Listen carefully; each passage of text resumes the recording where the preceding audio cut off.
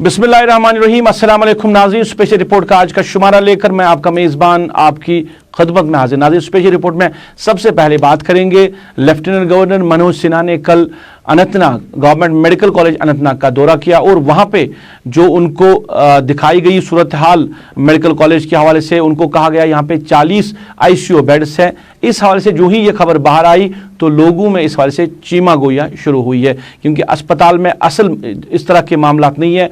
वहाँ पे 40 ICU bed जो है वो अवेलेबल नहीं है, क्योंकि आए रोज़ इस मेडिकल कॉलेज के हवाले से लोग शिकायतें करते रहते हैं। वहाँ पे ऑक्सीजन प्रॉपरली लोगों को नहीं मिल रहा है, वहाँ पे लोगों को मुश्किलात हो रही है। मगर जो कुछ कल लेफ्टिनेंट गवर्नर को ग्राफ दिया गया है, इस हवाले से कहीं ना कहीं लोगों ने खदशात का इजहार किया है। और आज बाज़ार तौर पर जो स्टेट एडमिनिस्ट्रेशन है, डिवीजनल कमिश्नर कश्मीर के ऑफिस से वहाँ पे कुछ अफसरान चले गए जिन्होंने इस पूरे मामले की तहकीकात शुरू की है, छानबीन शुरू की है। असल वाक़ा गवर्नमेंट मेडिकल कॉलेज अनंतनाग में क्या कुछ है। हमारे साथी फिदा हुसैन ने principal government medical college Anantnag जो है उनसे पूछा कि क्या वाकई में यहाँ पे 40 ICU बेड्स है, अगर है तो लोगों को मुश्किलात क्यों, लोगों को क्यों नहीं दिया जा रहा है, लोगों की जानें क्यों चली जा रही है, और इस मेडिकल कॉलेज के हवाले से आए रोज लोग शिकायतें क्यों करते रहते हैं। हमारे साथी ने पूछा गवर्नमेंट मेडिकल कॉलेज अनंतनाग के प्रिंसिपल से।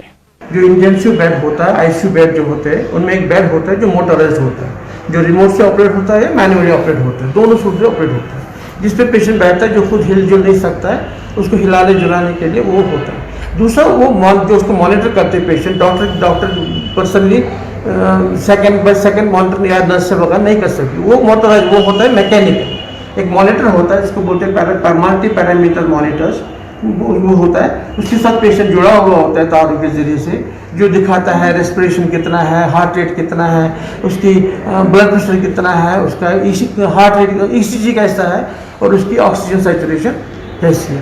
तो वार्ड पे टंगा हुआ होता है और कोई भी कभी भी देख सकता है, और राउंड द क्लॉक चलता रहता है 60 सेकेंड से मिनट। तीसरा होता है वहाँ पे होता है हाई फ्लो जगह, क्योंकि हमारे जो पेशेंट्स है हाई फ्लो भी सबके साथ है, उसके बाद एक हाई फ्लो की मशीन साथ में होती है। तीसरा होता है उसके बाद एक वेंटिलेटर होता है। चाहे वेंटिलेटर पेशेंट को हर पेशेंट को वेंटिलेटर पे नहीं हो सकता है, they are not always in use but they are always available for the patient if the patient request it. तीसरा होता है उस वार्ड में एक ABG मशीन होती है। हमारे पास कम से कम 2 ABG पोर्टेबल मशीनें हैं और एक स्टैटिक मशीन है ICU में अवेलेबल इन पेशेंट्स के लिए। तीसरा वहाँ पे एक्सरे का मशीन होना चाहिए जो अगर किसी पेशेंट को जरूरत होती है। और तीसरा होता है अल्ट्रासाउंड, पोर्टेबल अल्ट्रासाउंड, जो कम से कम हमारे पास 2 हैं, कम से कम उनमें से एक अवेलेबल है फॉर कोविड पेशेंट के, ताकि उनको मॉनिटर कर सके। इसी को बोलते हैं ICU बेड। तो हमारे पास जैसे मैंने कहा हमारे जो कोविड पेशेंट्स हैं बहुत सिक हैं और उन्हीं बेड्स पे कितने हमारे पास 40 ICU बेड्स हैं, लेकिन सब हमारे पास जो ICU जो पेशेंट हाई फ्लो पे है या बाई पैप पे है और C पैप पे है, वो है कम से कम इस वक्त 26 इस वक्त। कल ये चेंज भी हो सकता है या थोड़ी देर के बाद जब कम भी हो सकता है, जी काम ज़्यादा होता रहता है। तीसरा ये जो है, और हर पेशेंट को वेंटिलेशन की जरूरत नहीं होती, और हम लेवल 2 फैसिलिटी है। और जहाँ पे जो पेशेंट्स हैं अगर उनमें से हम इस वक्त यहाँ पे अस्पताल में नॉन इन्वेसिव वेंटिलेशन नहीं कर रहे हैं, हम सिर्फ नॉन इन्वेसिव वेंटिलेशन नहीं कर रहे हैं, इन्वेसिव वेंटिलेशन नहीं कर रहे हैं। हम पिछले 1 साल से नॉन इन्वेसिव वेंटिलेशन यहाँ पे कर रहे हैं पेशेंट को जब उनको जरूरत होती है। तो हमारे पास वेंटिलेटर कितने? हमारे पास वेंटिलेटर 36 वेंटिलेटर्स जी, उनमें से 6 हाई वेंटिलेटर्स और 2 से बेस वेंटिलेटर, कुछ सबके सब यूज है, सबके सब इस वक्त इस्तेमाल हो रहे हैं। नहीं, इस्तेमाल हो जब जरूरत पड़ती है तब अवेलेबल है। इस्तेमाल में इस वक्त 4 हैं। हमारे पास नॉन कोविड की पॉपुलेशन है, वो भी इस पर बाटा हम करते हैं, और इस पर 1 साल से कर रहे हैं। अगर सब कुछ ठीक ठाक है, अगर हमारे पास वेंटिलेटर की कमी नहीं है, किसी ICU बेड्स की कमी नहीं है, फिर एक टीम आज यहाँ पे आती है, दौरा करती है कि क्या ये वाकई तौर पे जमीनी सतह पे ये है या नहीं है, क्या आप इस चीज़ को मानते हैं? कहीं ना कहीं पे नहीं, ये आपने सोशल मीडिया मुझे पता आपके इन्फॉर्मेशन का सोर्स क्या है, वो जो भी है, अगर उसको नहीं, हमारे पास सोर्स यही है कि हमारे पास प्रेस रिलीज आ गया और कोई सोर्स सोशल मीडिया पे हम सोशल मीडिया पे कभी भरोसा नहीं करते, गुलिस्तान खासकर कभी नहीं भरोसा करते हैं सोशल मीडिया पे। हम भरोसा करते हैं अपने सोर्स पे, हम भरोसा करते हैं आपकी बातों पर ही। हम तो बार बार आपको टीवी पे बुलाते हैं। जो डिविजनल एडमिनिस्ट्रेशन ने एक टीम भेजी है, अच्छी बात है, वो खुद अभी आंखों से देखेंगे, वो रिपोर्ट गवर्नमेंट को सबमिट करेंगे। आप उनसे पूछिए, और दूध का दूध, पानी का पानी अलग हो जाएगा। और सर आप अपनी बात रख रहे थे। जी, मैं यही कह रहा था। तो इसको कंफ्यूज नहीं करना। आईसीयू बेड होता है जो डॉक्टर आईसीयू बेड होता है, आईसीयू बेड तो अलग से नहीं होता है, उसका स्ट्रक्चर यही होता है। और हमारे पास उसके अलावा जैसे बेड्स वो आईसीयू बेड के लिए इस्तेमाल हो सकते हैं, लेकिन मैं वो नहीं कर, मैं यही कह रहा हूँ कि जो हमारे पास बेड्स है जिनमें आईसीयू की फैसिलिटी है, पेशेंट के इंटेंसिव मॉनिटरिंग फैसिलिटी, वो इतने कम से कम इतने 40 हमारे पास, मतलब हमारे पास सब कुछ ठीक ठाक है। As of now, is बिल्कुल situation is under control. Patients are being monitored properly, and in wall mounted monitor, multi-parameter monitor, और इसका situation बिल्कुल ठीक। नाज़रीन, आप स्पेशल रिपोर्ट देख रहे हैं। बात जरा महकमा उमूर सार्फिन के हवाले से भी करें, क्योंकि आए रोज शिकायतें करते रहते हैं लोग राशन डिस्ट्रीब्यूशन के हवाले से। ये जो प्रोसेस बना हुआ है कहीं ना कहीं कंफ्यूजन है, क्योंकि लोग जहां से राशन हासिल कर रहे हैं उनको कम तादाद में मिल रही है, और जो डायरेक्टरेट का फैसला है, जो ऑर्डर है, वो कोई और ही दिखा रहा है। अगर हम बात करें बीपीएल कैटेगरी के हवाले से, तो मुख्तलिफ इलाकों से इस तरह की शिकायतें आती रहती है कि उनको जो मुकर्रर जो कीमत, एक तो कीमत लगाई गई है, और जो उनको राशन मिलना चाहिए पर सोल, वो प्रॉपरली नहीं मिल रहा। बटमालू से भी आज इस तरह की शिकायतें आई। वहां पे लोगों ने इल्जाम लगाया कि उनको 3 किलो जो राशन है बीपीएल कैटेगरी से मिला है। और साथ ही साथ सरकार ने यह भी फैसला लिया था, एडमिनिस्ट्रेशन ने, कि जहां कहीं भी राशन लेगा उनको बाज़ाब्ता तौर पर स्लिप वसूल करनी चाहिए थी, वो अभी नहीं मिल रही।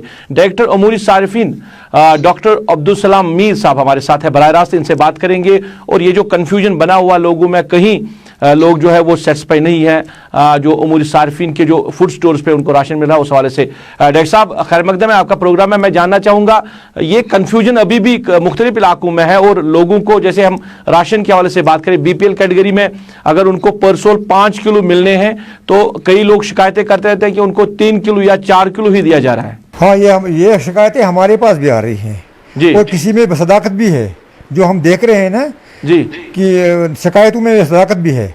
लेकिन इसीलिए तो हमने कल जो ऐड निकाली, प्रेस रिलीज निकाली, इसके लिए कि हमें तमाम सार्फिन से रिक्वेस्ट की है, जब भी आप जाओगे राशन कार्ड पर, वहाँ से एक स्लिप ले लो, उसमें पूरा पता चलेगा कि आपका क्वांटिटी कितना बनता है, आपने पैसा कितना दिया है और आपका हक कितना है। इसीलिए तो हमने ये कहा, ताकि इसी में ट्रांसपेरेंसी आएगी। जब ये रसीद वो लेंगे तो उनको पूरी क्वांटिटी मिल जाएगी। इससे हमने इंश्योर किया है। हालांकि ये पहले ये कहते थे 1 महीने पहले कि हमारे पास थर्मल पेपर नहीं था, अब वो हमने प्रोवाइड किया है। अब कोई प्रॉब्लम नहीं है। जहां भी हम रिक्वेस्ट करते हैं तमाम सार्फिन को, कम से कम पब्लिक हमें साथ अगर देना, ये पूरा के पूरा ट्रांसफर हो जाए, ये ट्रांसपेरेंसी आएगी इसमें।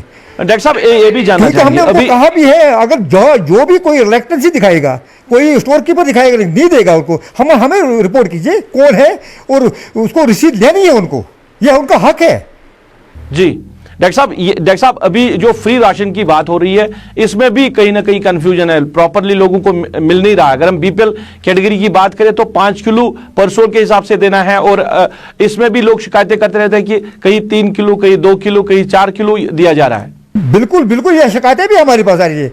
वो किसी में हमें सच भी देखा, हमने एक्शन भी किया उसके बारे में। लेकिन इसीलिए तो कहा ना हमने कि अब ये लोग जब आगे आएंगे, जब रिसेप्ट का जारी हो जाएगा ना, तब ट्रांसपेरेंसी आएगी। उनको पूरे का पूरा उनको पता देना है। उनको जब उनको पता चलेगा हमने रिसेप्ट देना है, उनको तो पूरा देना है ना।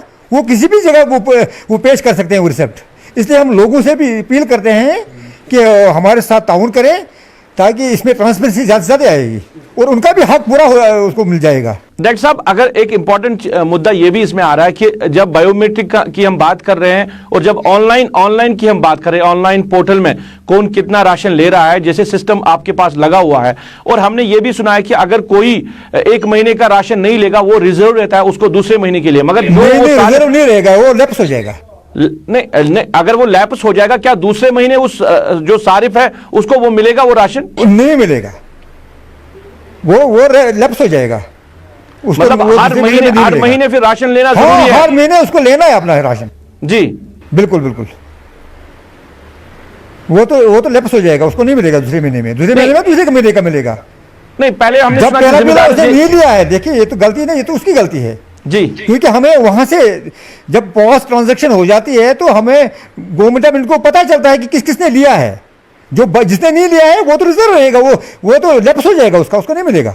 डॉक्टर साहब, अब जितने मामला आपके पास आ रहे हैं, आप कह रहे हैं कि जेन्युइन भी है कुछ मामला, जैसे आपने कहा कि जो लोगों ने शिकायतें की वो सही भी साबित हुई है, तो क्या कुछ कार्रवाई है उन स्टोर्स के खिलाफ किया जो मुलाजिम आपके हैं? बिल्कुल बिल्कुल, पहले हम उनको इंक्वायरी बिठाते हैं जो भी, क्योंकि जल्दी नहीं करेंगे। किसी ने कहा हमें किस तरह बात है, पहले इंक्वायरी भी करनी है ना जी, इंक्वायरी करेंगे उसके बाद हम करते हैं जी। हाँ बिल्कुल बिल्कुल उनके खिलाफ। चलिए डॉक्टर साहब, बात करने के लिए बहुत बहुत शुक्रिया। नाज़रीन, डायरेक्टर अमूर सार्फिन बात कर रहे थे लोगों की शिकायत, और इन शिकायतों के हवाले से डायरेक्टर साहब का ये कहना है कि जेन्युइन शिकायतें लोग कर रहे हैं, और जो उनके मुलाजिम हैं जो फूड डिस्ट्रीब्यूशन करते हैं, कहीं ना कहीं उनकी वजह से लोगों को जो है मुश्किलात हो रही है, उनको प्रॉपरली जो है राशन नहीं मिल रहा है। डायरेक्टर फूड सप्लाईज का ये भी कहना है कि अब सरकार ने, महकमे ने सिस्टम जो बनाया है कि जहां पे भी आप ऑनलाइन राशन की बात करें, जब आप कोई सारिफ जो राशन हासिल करेगा वो थर्मल रिसिप्ट जरूर अपने साथ ले। उसे एक चीज तो क्लियर होगी कि इस सारिफ को कितना राशन मिला है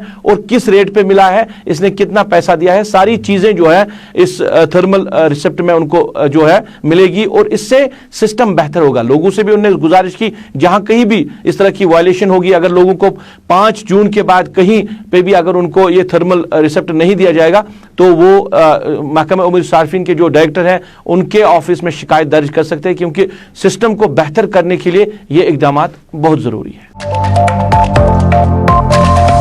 नाज़रीन, आप स्पेशल रिपोर्ट देख रहे हैं। बात करेंगे अनलॉक के हवाले से, कोविड-19 और अनलॉक के बीच में जहां भी हमने देखा कई इलाकों में वायलेशन भी हो रही है, जैसे कल से हम बराबर जो आप तक जो खबरें पहुंचा रहे हैं, तस्वीरें आपको दिखा रहे हैं किस तरह लोग जो है वायलेशन कर रहे हैं, और कई ऐसे भी लोग हैं जो बिना मास्क के घर से निकल रहे हैं। एसओपी तो ये बनाई गई है, जो भी लोग घर से निकले, चाहे मुलाजिम हो, एसेंशियल सर्विस हो, डॉक्टर हो, पुलिस हो, कोई भी हो, मास्क पहनना बड़ा जरूरी है, मगर लोग जो है घरों से बिना मास्क के ही बाहर निकलते हैं। अब जम्मू कश्मीर पुलिस ने इनिशिएटिव लिया है, उन्होंने जो भी लोग सड़कों से गुजर रहे हैं जिनको मास्क नहीं है, वो उनको मास्क पहना रहे हैं, और साथ ही साथ उनको ये भी नसीहत कर रहे हैं, नसीहत दे रहे हैं कि आप बिला वजह घरों से ना निकले, आप जब इमरजेंसी होगी घर से निकले, मगर प्रोटोकॉल का ख्याल रखें, मास्क जरूर पहने।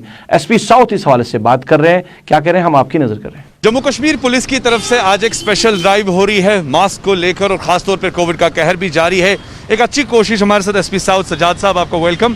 सजाद साहब, इस ड्राइव के बारे में जानना चाहिए। इस सिलसिले में हमने जो कि अभी लिमिटेड अनलॉक हो रहा है, तो उस सिलसिले में कोविड अप्रोप्रिएट बिहेवियर लोगों का हो और ये सेकेंड वेव ज़्यादा ना फैले, उस सिलसिले में हमने कुछ ड्राइव्स की हैं। एक कि जो लोग हैं कि एक पसमानदा तबके से ताल्लुक़ रखते हैं, जो मास्क अफोर्ड नहीं कर रहे, उनको जहां हम मौका मिले तो हम उनके मास्क वगैरह डिस्ट्रीब्यूट कर रहे हैं, प्लस इंश्योर कर रहे हैं कि ये कोविड SOPs फॉलो अच्छे से हों। उस सिलसिले में दूसरा ये है कि एक और ड्राइव हम ये यहाँ पे शुरू कर रहे हैं, जिसमें हम हेवी पेनल्टीज़ इम्पोज करेंगे जो ये कोविड अप्रोप्रिएट बिहेवियर लोग ना करें। कोशिश हमारी रहेगी कि सोशल डिस्टेंसिंग अच्छे से हो और ये कोविड वाली बीमारी जल्दी से दूर रहे यहाँ से। उस सिलसिले में हमारी ये श्रीनगर पुलिस की उसमें काविश है। सर, आपसे ये भी जानना चाहिए, how personally you believe people are really cooperating, specially अगर देखा जाए जब से सेकंड लहर लोगों को ज़्यादा स्ट्रॉन्ग फील करने को मिल रही है, आप वो समझ रहे हैं कि नहीं प्रिकॉशंस लेना इंपॉर्टेंट है? बड़ी तशवीश की लहर है और लोग भी समझ रहे हैं, चूँकि अब कैजुअल्टीज़ भी बड़ी हो गई, कोविड रिलेटेड केसेस भी बहुत आ रहे हैं, लोग भी अब समझदार हैं और तरीके से ये भी कर रहे हैं कोशिश की फॉलो करें। लेकिन कुछ ऐसे भी लोग हैं जो अभी लैक ऑफ नॉलेज की वजह से आइडिया नहीं है, जिन तक हम पहुंचने की कोशिश कर रहे हैं और इनको कोविड अप्रोप्रिएट बिहेवियर कैसे फॉलो करना, उस सिलसिले में हम आगाही भी देते हैं। एक साइड से अनलॉक चल रहा है, आपको लग रहा है कि वायलेशंस जो हो रही है उनके खिलाफ कानूनी कार्रवाई भी हो रही है? क्या अभी कुछ ऐसे FIRs वगैरह भी लॉन्च?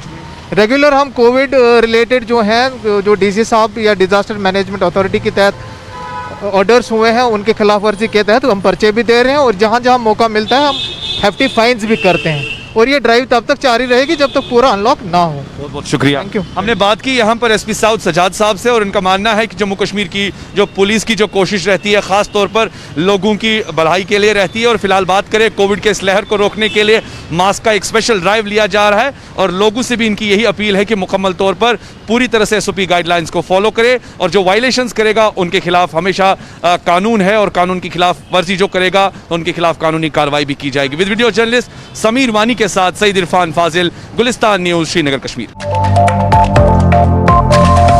नाज़रीन, आप स्पेशल रिपोर्ट देख रहे हैं। बात करेंगे मोरा पावर प्रोजेक्ट, जो बारामूला ओडी में जो पावर प्रोजेक्ट 1905 में बनाया गया था, उस हवाले से भी बात करें, क्योंकि 1905 में ये पावर प्रोजेक्ट बनाया गया था, फिर 90 की दहाई में जलजले की वजह से वहाँ पे लैंडस्लाइड हुआ था और इस पावर प्रोजेक्ट को काफ़ी ज़्यादा नुकसान उठाना पड़ा। फिर जो सरकारें उस टाइम काम कर रहे थे उसके बाद उन्होंने अगरचे कोई तवज्जो इस पे नहीं दी। फिर 6 महीने बाद अभी स्टेट एडमिनिस्ट्रेशन ने एक ऑर्डरनामा निकाला था इस हवाले से कि अब इस मोरा प्रोजेक्ट की रेनोवेशन की जाएगी। मगर अभी की बात करें तो खबरें यह आ रही है कि जो प्रोजेक्ट, जो पैसा इसके लिए वागुजार किया गया था उसको कहीं डाइवर्ट किया गया था। लोगों ने इस तरह के खर्चात का इजहार किया है। हमारे साथी इरशाद अहमद बराह रास्त हमारे साथ जुड़े हैं बारामूला से। इसी प्रोजेक्ट के हवाले से इरशाद से जानना चाहेंगे क्या कुछ सूरत हाल अभी वहां पे बनी हुई है। इरशाद, खैर मकदम है आपका प्रोग्राम में।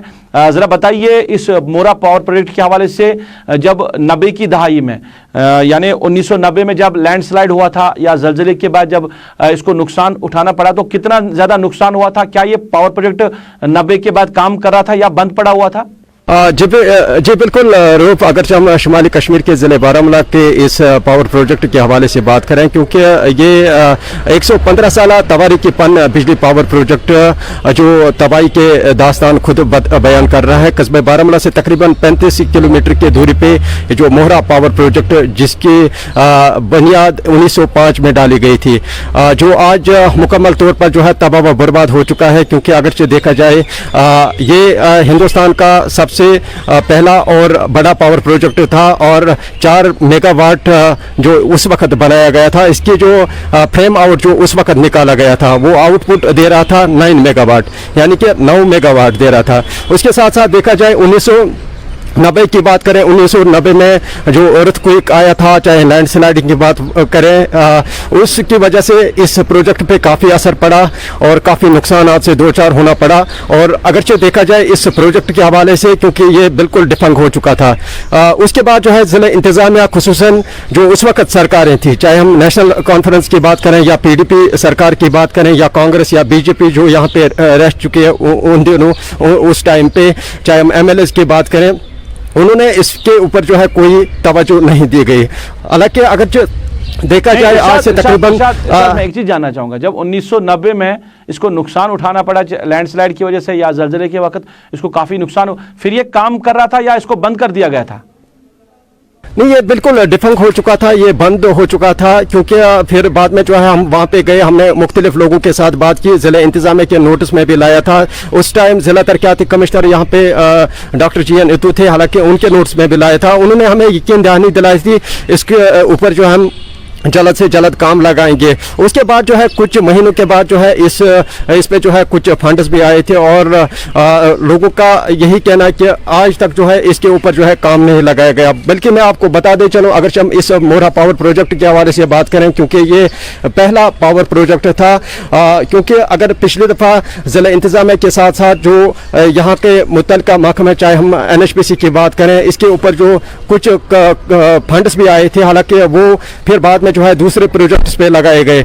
इस वक्त लोगों में काफ़ी तशवीश पाई जा रही है। लोग यही कहते हैं अगर इसके ऊपर जो है काम नहीं लगाया गया तो हम सड़कों पे आएंगे, हम बाज़ाब्ता तौर पर जो है क्या इस बात की तस्दीक हुई है कि जो इसके लिए फंड्स वागुजार किए हैं उनको डाइवर्ट किया गया है किसी और प्रोजेक्ट के लिए? क्या सरकारी सतह पे इसकी तस्दीक हो पाई है? जी बिल्कुल, हमने जो हमारे सोर्सेस हैं, हमारे ज़राए के मुताबिक, चाहे हम लोगों की बात करें तो उनके साथ हमारी बात हुई तो उनका यही कहना है कि पिछली दफ़ा जो फंड्स आए थे वो दूसरे प्रोजेक्ट पे जो है लगाए गए और उसकी वजह से ये जो प्रोजेक्ट है ये अधूरा पड़ा है। अब लोगों का यही कहना है कि अगर इस प्रोजेक्ट पे जल्द से जल्द काम नहीं लगाया गया, हम सड़कों पर आएंगे और बाज़ाब्ता तौर पर जो है हम प्रोटेस्ट करेंगे। सरकारी सतह पे कोई किसी के अफसर के साथ बात हुई, तस्दीक हुई कि फंड्स डाइवर्ट हुए हैं? जी रूप, अगरचे हमने ज़िला इंतज़ामिया के साथ राब्ता करने की कोशिश की, मगर ज़िला इंतज़ामिया ने इस पे जो है कोई रद्द अमल ज़ाहिर नहीं किया। बल्कि अगरचे देखा जाए जो हमारे सूत्र हैं, चाहे हम सोर्सेज की बात करें, उनके साथ हमारी बात हुई तो उनका ये कहना है कि फंड्स आए थे मगर वो दूसरे प्रोजेक्ट पे लगाए गए। अब आने वाले दिनों के बाद पता चले। बात करने के लिए बहुत बहुत शुक्रिया। हमारे साथी सीनियर साथी इरशाद बात कर रहे थे बारामूला से मोरा पावर प्रोजेक्ट के हवाले से। 1905 में ये बनाया गया पावर प्रोजेक्ट यहाँ का सबसे पुराना पावर प्रोजेक्ट, और आज जो ये दास्तान पेश कर रहा है, ये दलील जो दे रहा है, ये यहाँ के जो इंतज़ामिया है, यहाँ की जो सरकारें हैं, उनकी गफलत की वजह से इस हद तक पहुँच गया है कि ये अब अपनी दास्तान जो बता रहा है कि इस पावर प्रोजेक्ट की तरफ तवज्जो नहीं दी गई है। अब 6 महीने पहले अगरचे एडमिनिस्ट्रेशन ने ऑर्डर भी निकाला था इसको रेनोवेट करने का, इसको दोबारा से शुरू करने के लिए, अगरचे पैसा वागुजार भी किया गया था, मगर अब खबरें ये आ रही है कि फंड्स को डाइवर्ट किया गया है दूसरे प्रोजेक्ट के लिए, जिसके लिए पूरा बारामूला के ज़िले की जो आवाम है वो परेशान है। लोगों का कहना है कि अगर इस पावर प्रोजेक्ट पे काम दोबारा नहीं हुआ तो वो सड़कों पे आ सकते हैं। नाज़रीन, आप स्पेशल रिपोर्ट देख रहे हैं। सरकार ने बल्दियाती इंतखाब किए या जो पंचायत इंतखाबात किए, यहाँ पे लोगों को फ़ायदा मिले, ज़्यादातर जो है तामीर तरक्की हो, मगर ऐसा कुछ देखने को नहीं मिल रहा है। तामीर तरक्की नहीं हो रही है, बल्कि इन इदारों में एक दूसरे के खिलाफ बयानबाजियाँ और लड़ाई झगड़े ही ज़्यादा देखने को मिल रही है। म्यूनसिपल कमेटी देवसर की बात करें, वहाँ पे आज जो चेयरमैन हैं कमेटी के, उन्होंने जो executive officer municipal committee Devsar है उनके ऑफिस को ताला चढ़ाया। मामला इस तरह हुआ, कोई रेजोल्यूशन उन्होंने पास किया है जिसको फिर जो एग्जीक्यूटिव ऑफिसर है उन्होंने नहीं अमलाया है, जिसकी वजह से मामला जो है इस हद तक पहुंच गया है कि अब ऑफिस को बंद कर दिया गया है।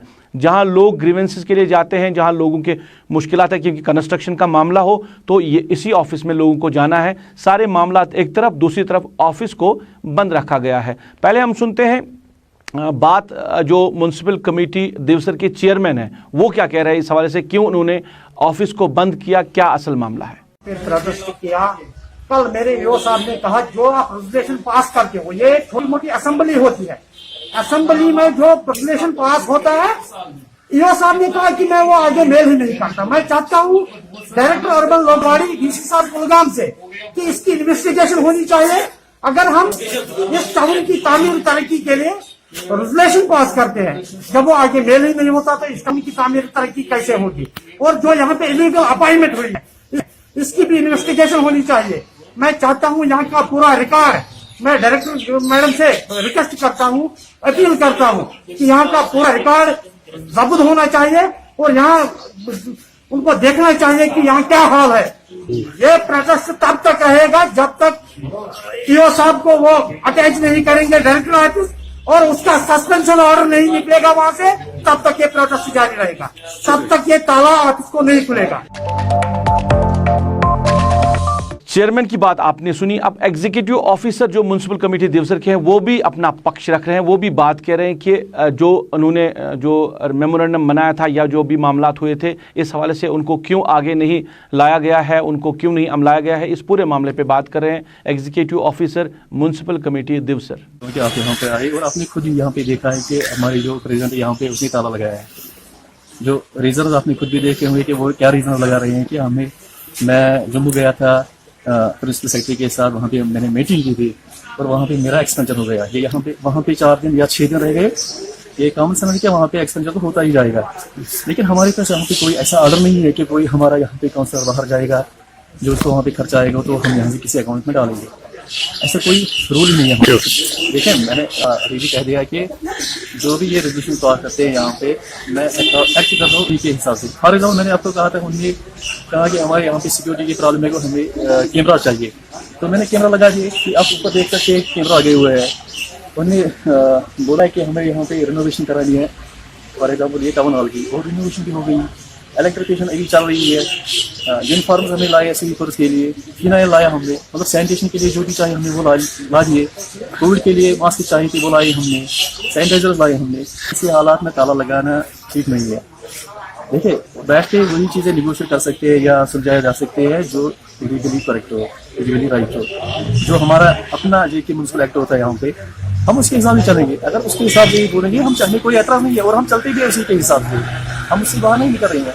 अब कोई बंदा हमें कहेगा इलीगली फॉर एग्जाम्पल रिक्रूटमेंट करनी है, आपको पता ही है रिक्रूटमेंट भी बैन है। जो एजेंसीज है उसके लिए JKSSB हो या JKPSC वो कर सकते हैं रिक्रूटमेंट, या हमें बैन है, तो हम कैसे किसी को रिक्रूट कर सकते हैं। नाज़रीन, आप स्पेशल रिपोर्ट देख रहे हैं। बात ज़रा तामीर व तरक्की के हवाले से करें, क्योंकि आए रोज़ लोग शिकायतें करते रहते हैं, चाहे सड़कों का मामला हो, पीने के पानी का मामला हो और बाकी मामलात हो। जो सरकार वादे कर रही है, जो इंतज़ामिया वादे कर रही है, लोगों के मुश्किलात को हल करने के लिए, मुश्किलात को कम करने के लिए इंतज़ामिया ऑन टोज़ है, मगर ज़मीनी सतह की सूरत हाल मुख्तलिफ नज़र आ रही है।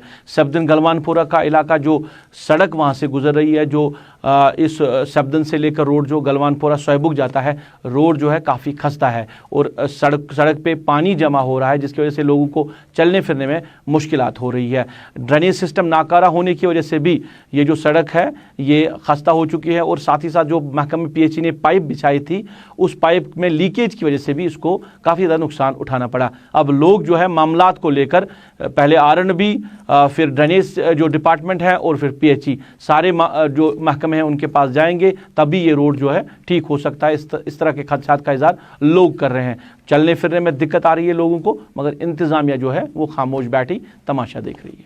ये रोड तुम हालात वनस वुचान क्या सपदान आब रुद कतर पेवान यपर आब पे माजन बेन ग सख्ती। गलवानपुर गलवानपुर सब्दन यह 500 चूलन पे तुम वुचान 2017 मज त्रो ये पाइप यमो तथ वन कनेक्शन आमद दिन प्रान पाइप तम फच सु आब ग लीकेज तमें वुचान दक्षिण किन ड्रेन पकान अमे ड्रेन आब कतर पेवान सह फहलान सरसी गामस कोचन पे वन रोपये हसा आई छका तम रोपये तुंद वसादत DC बडगाम तमाम यम जन बड़ बड़ हुकाम रिक्वेस्ट अर्ज ये गामस दीतो तवज्जो दीतो योकुन यम रोपये पत कुन आय ब्रोह कुन तीन यथ वो हालात क्या तुम वो कोचन क्या आब कतर गर पे नमाज त पढ़ मशीदन मज ग चोट अन नबर नेरन अस बना नेरन कहें तुंद वसादत कर अपील करान मोदबान गुजारिश करान